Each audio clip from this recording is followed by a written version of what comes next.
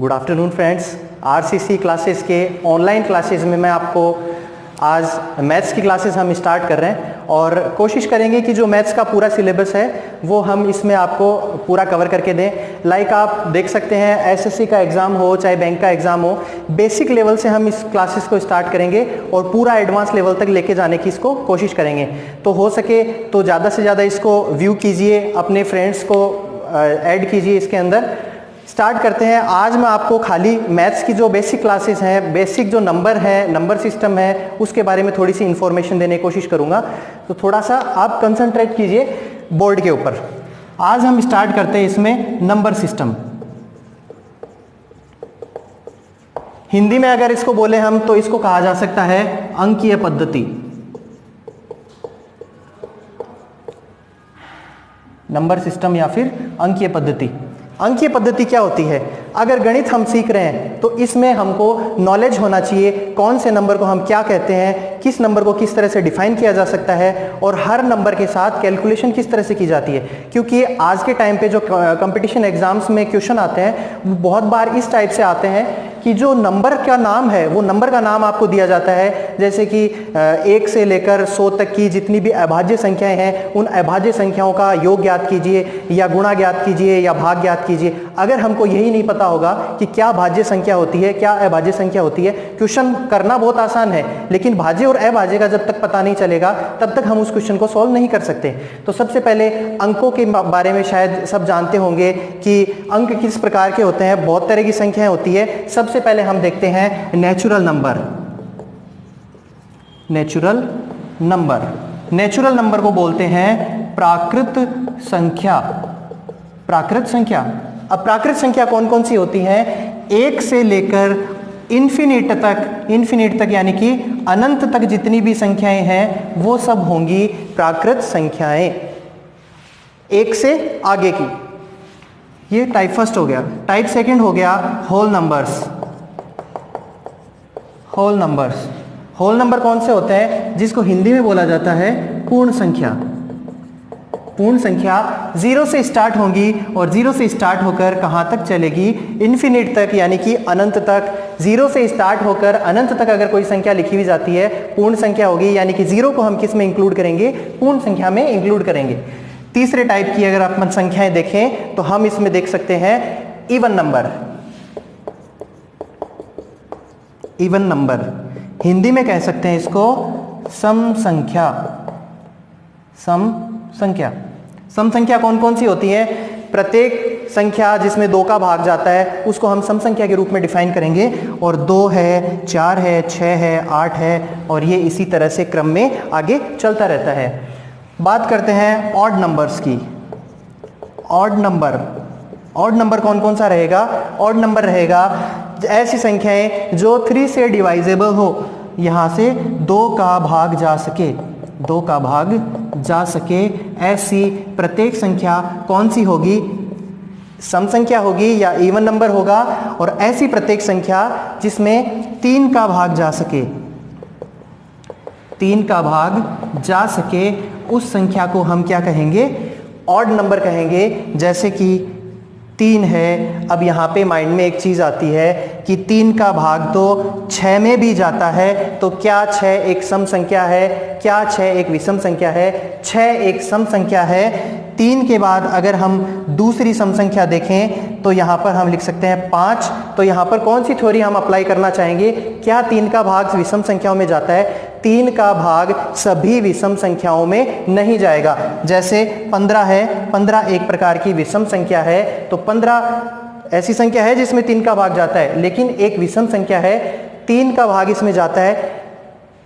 प्रत्येक संख्या ऐसी नहीं होगी जिसमें 3 का भाग जा सके। तो इस रूल को अगर आप लिखना चाहें कॉपी में तो इसके लिए इतना हार्ड एंड फास्ट होने की जरूरत नहीं है कि प्रत्येक ऐसी संख्या आपकी ऑड नंबर होगा या विषम संख्या होगी जिसमें 3 का भाग जा सके। ऐसा हर जगह पॉसिबल नहीं है। तो अगर एग्जाम्पल देखें, एग्जाम्पल अगर इसका हम देखना चाहें तो 1 है, 1 3 5 हो गया, 5 के बाद में 7 हो गया और 7 के बाद में हो गया 9 हो गया और 11 हो गया, 12 13 हो गया। ये सब क्या है? ये सब विषम संख्याएं हैं। नेचुरल नंबर हो गया, होल नंबर हो गया, इवन नंबर हो गया और ऑड नंबर हो गया। इसके बाद बात करते हैं अगले नंबर की।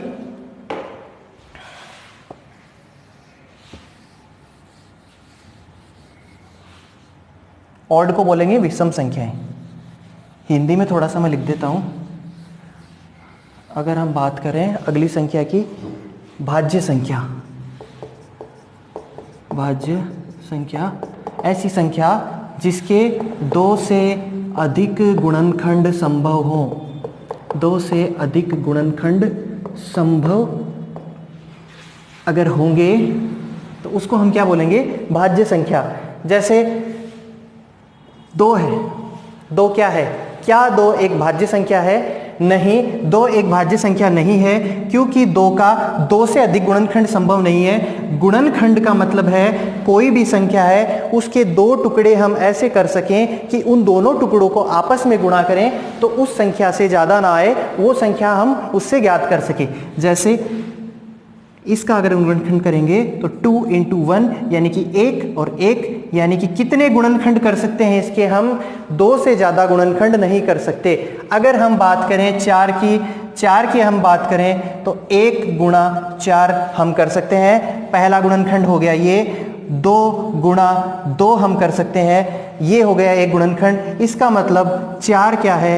एक भाज्य संख्या। अगर दूसरी साधारण भाषा में हम इसको समझना चाहें तो हम इसको इस तरह से समझ सकते हैं, ऐसी प्रत्येक संख्या जिसमें स्वयं के अलावा किसी दूसरी संख्या का भी भाग जाता हो वो भाज्य संख्या कहलाएगी।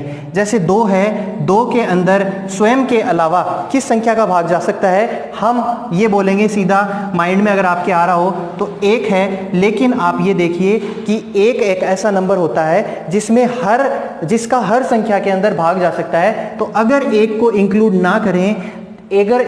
ना करें तो 2 में 2 के अलावा किसी भी संख्या का भाग नहीं जाता है। जैसे 3 की बात करें तो 3 में 1 का भाग जाता है। अभी मैंने आपको बोला अगर 1 को इंक्लूड ना करें तो बाकी क्या बचता है? खाली 3 ही एक ऐसी संख्या है जिसका हम इसमें डिवाइड कर सकते हैं। अगर हम 4 की बात करें तो 4 को हम 2 से डिवाइड कर सकते हैं, 1 से डिवाइड कर सकते हैं, और 4 इटसेल्फ खुद से भी ये डिवाइड होता है। इसका मतलब 4 क्या है? एक भाज्य संख्या है। अभाज्य संख्याओं की बात करें, ऐसी संख्या जिसमें स्वयं या एक के अलावा किसी अन्य संख्या का भाग नहीं जाता है, या तो खुद या फिर एक। जैसे 3, 7, 9 ले सकते हैं। यहाँ पर 9 नहीं ले सकते क्योंकि 9 के अंदर 9 का डिवाइड होता ही है, 1 का डिवाइड भी होगा और 3 का डिवाइड भी आप इसमें कर सकते हैं। इसका मतलब 9 जो है, 9 एक अभाज्य संख्या नहीं है, 9 एक भाज्य संख्या है। 9 के बाद में अगर बात करें तो 11 है। 11 एक किस प्रकार की संख्या है? अभाज्य संख्या है। सवाल अब इन संख्याओं पर किस तरह से पूछा जा सकता है वो मैं आपको थोड़ा सा बताना चाहूँगा। सवाल पूछा जाता है, आपसे कोई नहीं पूछेगा कौन सी भाज्य संख्या होती है, कौन सी भाज्य सम संख्या कौन सी है, विषम संख्या कौन सी है। आपको सीधा सवाल इस तरह से देगा एग्जाम में। रेलवे का एग्जाम हो चाहे एसएससी का एग्जाम हो, मोस्टली उन्हीं में बेसिक मैथ्स से क्वेश्चन पूछे जाते हैं। लेंथी क्वेश्चन होते हैं, थोड़े से ट्रिकी क्वेश्चन होते हैं, एसएससी और बैंक्स के एग्जाम में पूछे जाते हैं। जैसे आपको ये बोल देगा 100 तक की सम संख्याओं का योग ज्ञात करें। सबसे पहले क्या पता होना चाहिए? सम संख्या क्या होती है। सम संख्या मैंने अभी आपको बताया, सबसे छोटी सम संख्या 2 है, और 2 से अगर स्टार्ट करके हम लिखना चाहें 2 है, 4 है, 6 है, 8 है, 10 है, इस तरह से अगर इन संख्याओं को लेंगे हम तो ये 100 तक वो पहले संख्याएं लिखनी पड़ेंगी और लिखने के बाद उनको टोटल करना पड़ेगा। देखिए ये चीज करना बहुत ही मुश्किल है। शायद आपके लिए आसान होगा, लेकिन इसको अगर हम करना चाहें तो बहुत ज़्यादा टाइम वेस्ट होगा। दो टाइप के एग्ज़ाम होते हैं मोस्टली, एक रहेगा आपके बैंक लेवल का, एक रहेगा आपके एसएससी लेवल का। बैंक में हमेशा इजी क्वेश्चन पूछे जाते हैं, लेकिन वो होते हैं लेंथी, हमेशा लेंथ लेंगे, आपसे कैलकुलेशन कराएगा, 1 पेज भर जाएगा, 2 पेज भर जाएगा। एसएससी में लेंथी क्वेश्चन नहीं होते, एसएससी में क्वेश्चन होते हैं हार्ड। एसएससी में खाली हार्ड क्वेश्चन आएगा, खाली एक नाम आपको पकड़ना पड़ेगा, उस नाम को अगर आप पकड़ रहे हो, उसको अगर आप समझ पा रहे हो, तो उसके ऊपर डिपेंडेंट अगर कोई भी क्वेश्चन आएगा तो उसको आप कर सकते हो। हार्ड क्वेश्चंस की अगर अपन बात करें तो एसएससी में हार्ड क्वेश्चन आता है, और बैंक की अगर अपन बात करें तो बैंक में आएगा लेंथी क्वेश्चन। ठीक है, तो इस तरह से सवाल पूछा जाता है। अब अगर इस सवाल के सॉल्यूशन की बात करें तो पहले मैं इनके बारे में आपको पूरा डिटेल में बताऊंगा, उसके बाद में इसके फॉर्मूले आएंगे, और फॉर्मूले आपको याद करने पड़ेंगे अगर इस तरह से हम लिखकर योग करना चाहें। जैसे आप ये सोचो कि भाई मेरे को तो 100 है, 98 है, 96 है, इनको आप लिखो, कहाँ तक लिखोगे? 2 तक लिखोगे, और उसके बाद आप इनका टोटल करोगे, पूरा दिन इसी में लग जाएगा, अगला क्वेश्चन कब अटेम्प्ट कर पाओगे? तो उसके लिए एक फॉर्मूला होता है, फॉर्मूला मैं आपको बताऊंगा। कम से कम आप ये मान लो 10 या 12 सेकंड अगर आपको फॉर्मूला आता है, 10 या 12 सेकंड में आप इस क्वेश्चंस को कर सकते हैं। मैं खाली आपको ये बताना चाह रहा था कि जो मैंने बेसिक नंबर्स के बारे में आपको बताया, क्या पूर्ण संख्या होती है, क्या प्राकृत संख्या होती है, क्या भाज्य, क्या अभाज्य, क्या सम और क्या विषम संख्याएं, उन संख्याओं के बारे में क्वेश्चन कैसे आता है। आपसे कोई नहीं पूछेगा कौन सी सम संख्या होती है, सवाल आपको इस तरह से देगा। अगर आपको यहाँ पर यही नहीं पता है कि सम संख्या कौन सी होती है, तो आप इसको कभी सॉल्व नहीं कर पाओगे। अगर आपको पता है तो ये बहुत ईजी कॉन्सेप्ट है। ये बात होगी नंबर्स की। इसके बाद बात करते हैं भाग के नियम। भाग के नियम होते हैं, अलग अलग संख्याओं के अलग अलग नियम होते हैं। कोई ये सोचेगा कि भाग के नियम याद करने की क्या जरूरत है, चौथी या 5वीं क्लास में हमको भाग के नियम पढ़ाए जाते थे, काश उस टाइम पे हमने याद कर लिए होते तो इतनी प्रॉब्लम ना हुई होती। भाग के नियम देखिए, एसएससी का अगर आप एग्जाम दोगे, हार्ड पेपर होता है, हार्ड पेपर रहेगा, आप उसकी कैलकुलेशन करोगे, कैलकुलेशन में बहुत सारा टाइम आपका लगेगा। टाइम को बचाने के लिए देखिए, मैथ में खाली 4 चीजें होती है, या तो किसी चीज को जोड़ना रहेगा, या घटाना रहेगा, या गुणा करना रहेगा, या भाग करना रहेगा। इन 4 चीजों के अलावा मोस्टली एग्जाम्स में कुछ नहीं पूछा जाता। अगर आपको जोड़ बाकी गुणा भाग आते हैं तो आपको पूरी मैथ आती है, लेकिन कौन सी संख्या को किसके साथ जोड़ करना है, किसके साथ गुणा करना है, वो यहां पर सीखना रहता है। आपको पता होना चाहिए जोड़ बाकी गुणा और भाग बेसिक चीज है, शायद मेरे को ये सिखाने की यहां पर जरूरत नहीं है, लेकिन नियम होते हैं। अगर आप सिंपली डिवाइड करना चाहें तो आप पहली संख्या को गुणा करेंगे, फिर उस संख्या में भाग देंगे। इससे बेटर क्या रहता है, भाग के नियम होते हैं 2-3 बार। अगर आप देखिए, मैं ये नहीं बोलता कि जो मैंने भाग के नियम लिखाए हैं या मैं जो आपको बताना चाह रहा हूं उनको आप रटना जरूरी है, रटना जरूरी नहीं है उनको, लेकिन आप उससे बेस्ड अगर क्वेश्चंस कुछ करेंगे अपने आप याद हो जाएगा। जैसे सबसे पहले हम बात करते हैं 0 का भाग का नियम क्या होता है। अब 0 के भाग का नियम बताने की जरूरत नहीं, कौन सी ऐसी संख्या होती है जिसमें 0 का भाग चला जाएगा? ऐसी प्रत्येक संख्या जिसका इकाई अंक खुद 0 हो, वो संख्या 0 से डिवाइड होगी। जैसे मैं आपको बोलूं कि 12,820 है, क्या ये 0 से डिवाइड होगा? बिल्कुल 0 से डिवाइड होगा। उसके बाद बात करते हैं 1 की। अगर 1 की बात करें तो प्रत्येक संख्या 1 से विभाजित होती है, तो 1 का नियम भी आपको याद करने की जरूरत नहीं है। 2 का नियम शायद आपने छोटी कक्षाओं में पढ़ा होगा कि ऐसी प्रत्येक संख्या 2, 4, 6, 8 और अंत में क्या आता हो, 0, ऐसी प्रत्येक संख्या जिसका इकाई अंक क्या हो, 2, 4, 6, 8, 0। अब यहाँ पे एक चीज और मैं आपको बताना चाहूंगा, हो सकता है कुछ बच्चों को ये नहीं पता हो इकाई अंक और दहाई अंक क्या होता है, और मैं बहुत देर से इकाई कर रहा हूं, तो बताना चाहूंगा मैं आपको। जैसे ये एक नंबर है, इस नंबर में सबसे लास्ट का जो अंक है इसको हम क्या कहेंगे, इकाई का अंक। दूसरे नंबर का जो अंक रहेगा वो रहेगा दहाई का अंक। तीसरा अंक रहेगा सैकड़ा, फिर आता है 1000, फिर 10,000। इसी हिसाब से हम इसको शब्दों में बोलते हैं और शब्दों में इसको लिखा भी जाता है। ठीक है, तो इकाई के अंक की बात करें, जैसे 680 है, 680 क्या 2 से विभाजित होगा? क्लियरली हम बता पाएंगे कि इकाई का अंक जो है वो 0 है, इसका मतलब 2 का इसमें भाग चला जाएगा। 2 के बाद में बात करते हैं 3 की। 3 के भाग का नियम है, जो दी गई संख्या होती है उस पूरी संख्या के अंकों का आपको योग करना होगा। जैसे मैं आपको लिख के दूं यहां पर 24, क्या 24 में 3 का भाग चला जाएगा? 3 की टेबल आपको आती है इसलिए आप झट से बता दोगे कि 24 में 3 का भाग जाता है। लेकिन अगर यही डिजिट बड़ी हुई, बाकी नियम का यूज कहां पर है, अगर यही डिजिट बड़ी हुई तो आप भाग दे दे के देखोगे कि 2 से कटता है कि नहीं, 3 से कटता है कि नहीं, तो वहां पे हमको भाग का नियम यूज होगा। जैसे मैं आपको ये बोल दूं कि ये संख्या ये है, अब इसमें आपको 3 का भाग देना है, तो क्या हम इसको सीधा कर सकते हैं? नहीं कर सकते। इसके लिए हमको भाग का नियम यूज करना पड़ेगा। और 3 के भाग का नियम क्या होता है?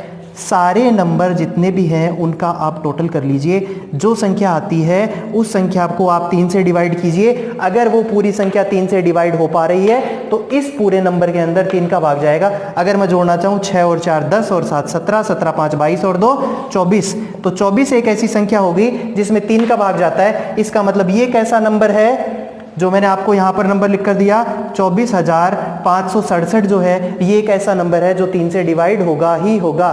3 के अलावा जो 9 एक ऐसा नंबर आता है जिसका सेम रूल है, 7 और 6 और 4 10 और 7 17 22 23 24, ठीक है। 9 का सेम नियम है, सेम डिजिट अपन लिखकर चलते हैं। आज एक बार देख लेते हैं, 24,567 है, संख्याओं का टोटल किया, कितना आया? 24 आया। क्या 24 में 9 का भाग जाता है? 24 में 9 का भाग नहीं जाता। इसका मतलब ये एक ऐसी संख्या है जिसमें 9 का भाग नहीं जाएगा, 9 से विभाजित पूर्ण रूप से नहीं होगी। आपको दशमलव तक इसकी गणना करनी पड़ेगी, पॉइंट्स में इसकी कैलकुलेशन आगे बढ़ जाएगी। जैसे 81 है, 81 एक एग्जाम्पल है। 81 का एग्जाम्पल 8 + 1 कितना आएगा? 9 आएगा। और 9 के अंदर हम किसका डिवाइड कर सकते हैं? 9 का भाग। 9 के अंदर 9 का भाग पूरा पूरा चला जाता है बिना कोई शेषफल रहे हुए। तो हम ये बता सकते हैं कि 81 एक ऐसी संख्या है जिसमें 9 का पूरा पूरा भाग चला जाएगा, ठीक है। तो इसको अगर देखना चाहें 0 1 2 3 और 9, इसके बाद ले लेते हैं 4 का, इसको मिटा देता हूं।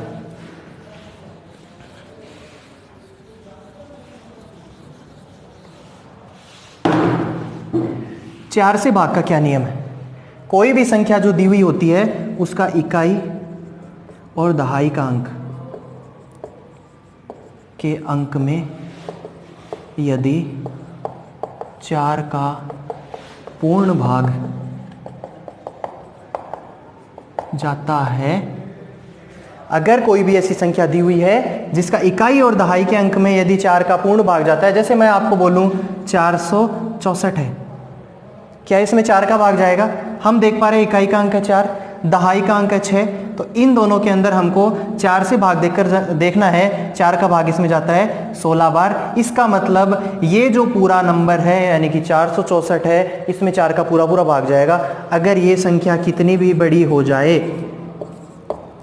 अगर इकाई और दहाई के जो 2 अंक दे रखे हैं उन इकाई और दहाई के अंक में यदि 4 का भाग जाता है तो इस पूरी संख्या के अंदर 4 का पूरा पूरा भाग जाएगा। ये काम आएगी आपके जब आप कैलकुलेशन करेंगे, जब आप लेंथी कैलकुलेशन करेंगे और जब आप बैंक्स के पेपर अटेम्प्ट करेंगे, जब बड़े बड़े क्वेश्चन आएंगे वहां पे सवाल को देखते ही आपको पता है, नंबर को देखते ही आपको पता है 4 से डिवाइड होगा, सीधा 4 से भाग देना है, दे देगे नहीं देखना है। 5 की बात करते हैं, 5 की मेरे हिसाब से बताने की जरूरत नहीं है। ऐसी संख्या जिसका इकाई अंक या तो 0 हो, 0 हो या फिर 5 हो, तो ऐसी कोई भी संख्या होगी उसमें 5 का भाग जाएगा। सिंपल है, 5 है, 15 है, 10 है, 25 है, 20 है। इकाई का अंक 5 0 5 0, यानी कि ये सारे नंबर कौन से हो गए? ऐसे नंबर जिनमें 5 का भाग जाएगा ही जाएगा। 5 के बाद देख लेते हैं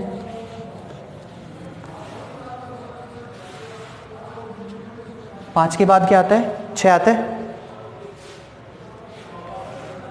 6 के भाग का नियम, 6 के भाग का क्या नियम है? 6 के भाग का अगर नियम देखेंगे थोड़ा सा टिपिकल रहता है, थोड़ा सा आपको याद करना पड़ेगा। तो जब सारे रूल कंप्लीट हो जाएंगे उसके लास्ट में मैं 6 का आपको नियम बताऊंगा।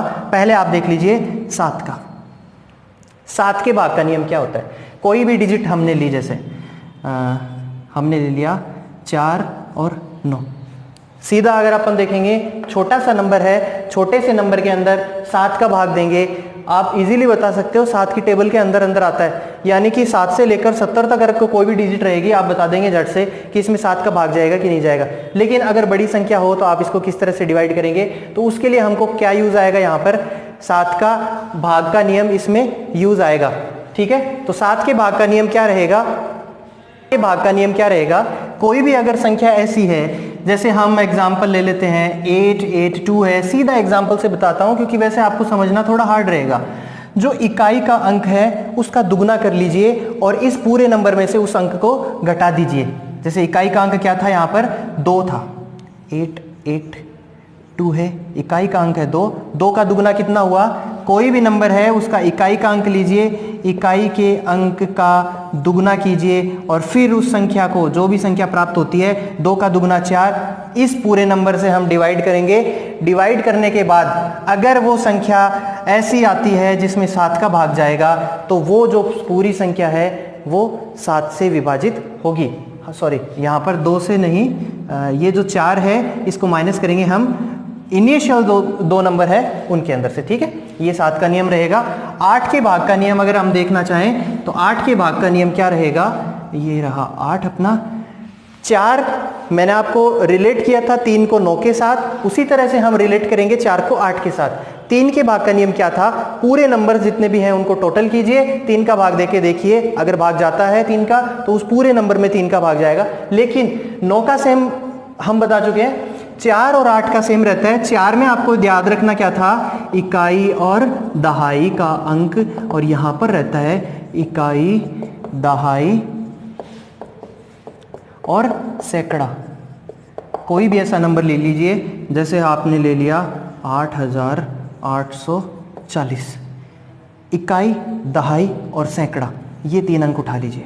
840, 840 में आपको क्या करना है, 8 का भाग देकर देखना है, 8 का भाग कितनी बार जाएगा, 105 बार जाएगा। इसका मतलब ये जो पूरी डिजिट है, इस पूरी डिजिट को हम 8 से पूरा डिवाइड कर सकते हैं। किसी भी तरह की जीरो की कैलकुलेशन इसमें जरूरत नहीं है। 9 का मैं आपको बता चुका हूं। 10 की अगर अपन देखिए, 10 का सिंपल है, 10 का भाग का नियम क्या है, अगर कोई भी ऐसी डिजिट आती है जिसमें इकाई का अंक 0 है, जैसे 10 है या 1000 है या 240 है, अगर इकाई का अंक 0 है तो वो संख्या पूरी किससे डिवाइड होगी, 10 की। सबसे इंटरेस्टिंग रूल है 11 का। 11 की कैलकुलेशन करने में भी जोर आता है, इसलिए सबसे इजी भी पड़ता है, थोड़ा ज़रूरत भी इसकी ज़्यादा पड़ती है। इसलिए आप देख लीजिए, जो 11 के भाग का नियम है वो क्या कहता है, जितना भी बड़ा नंबर ले लीजिए उसमें आपको सम स्थान और विषम स्थान छांटने पड़ेंगे। जैसे मैं आपको एक डिजिट देता हूँ 60512938।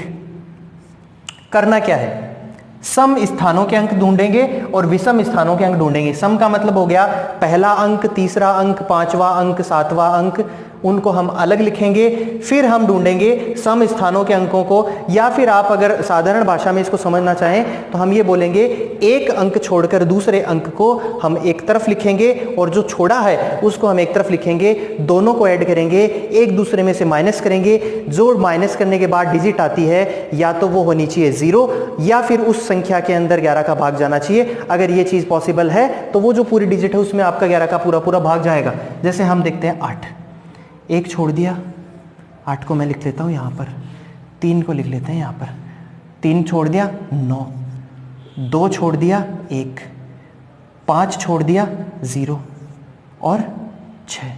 अगर हम देखना चाहें यहां पर 3 को छोड़ा था, फिर 2, फिर 5 और फिर 6। देखिए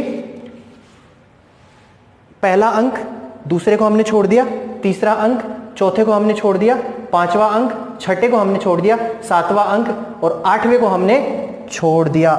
क्या किया है हमने, छोड़ दिया। जितने अंक छोड़े हैं वो सारे आपको दूसरी तरफ लिखने हैं। जो अंक आपने चूज किए उनको इधर लिखना है। इनका टोटल करना है, 9 और 1 10 और 8 18।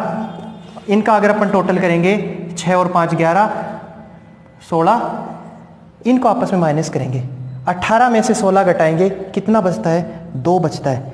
या तो आना चाहिए 0 या एक ऐसी संख्या आनी चाहिए जो 11 से डिवाइड हो, जैसे 11, 121, 22, 33, 44।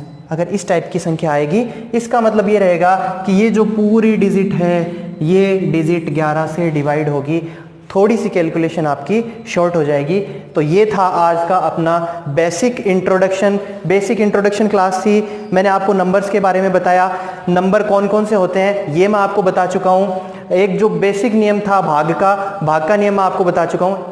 भाग के भी सवाल आपको पूछे जाते हैं, भाग के सवाल मैं आपको कमेंट बॉक्स में दूंगा, या फिर आप ये बोल सकते हैं कि एज ए होमवर्क मैं आपको प्रोवाइड कराऊंगा। आप उनको कोशिश कीजिए सॉल्व करने की। मेरे ख्याल से आप में से 100% बच्चे ऐसे होंगे जो उन क्वेश्चंस को सोल्व कर लें, क्योंकि सिंपल भाग होगा।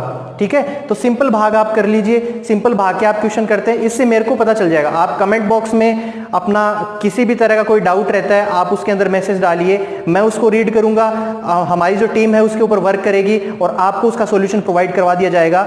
आपको बिना किसी शर्म और झिझक के सवाल पूरी तरह से पूछने की आज़ादी है। मैं क्या देखता हूं कि बहुत सारे चैनल ऐसे होते हैं या फिर क्लासेस ऐसी होती है जहां पर बच्चा ये नहीं पूछ पाता है कि ये यहाँ से आपने जोड़ किया, ये इसकी इतनी कैलकुलेशन कैसे आएगी।